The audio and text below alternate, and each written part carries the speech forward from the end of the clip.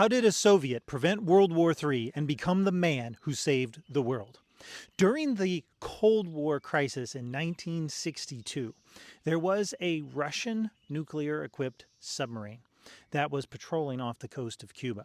It was detected by the U.S. Navy, and tensions were so high that the U.S. Navy began firing depth charges at it to try to get it to surface. Here's the crazy part. The Soviet submarine was on radio silence. They had had no communication with their headquarters in Russia for a very long time. Their assumption when they were attacked by the depth charges was that the war had started.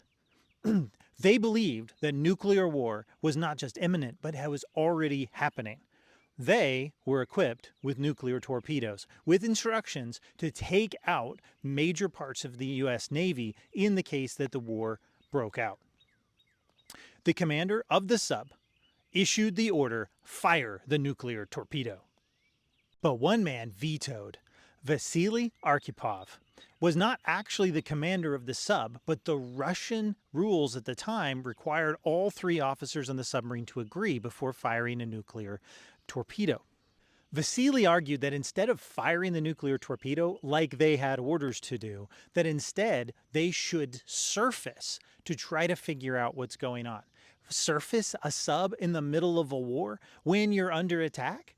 But surfacing the sub would mean being spotted and probably being destroyed if the war, in fact, has broken out. Nevertheless, he insisted. He refused to allow firing a nuke before really knowing what was going on. At Vasily's insistence, the submarine surfaced, only to discover that there was no war. If the submarine had fired that nuclear torpedo that day, the U.S. would have retaliated immediately. During the Cold War, both sides were using the policy of mutually assured destruction, which meant as soon as one side fired, the other side would fire as well. Seconds mattered.